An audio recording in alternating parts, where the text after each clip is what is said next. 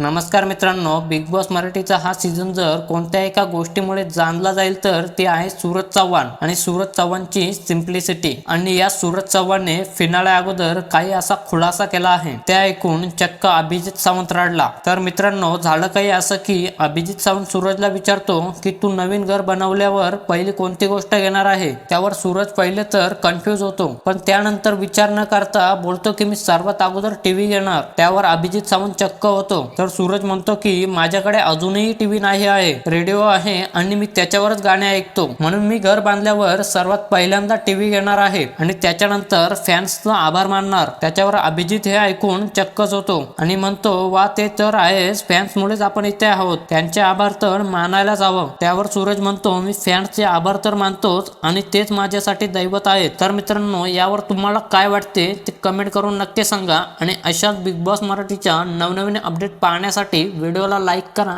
आणि चॅनलला नक्की सबस्क्राईब करा।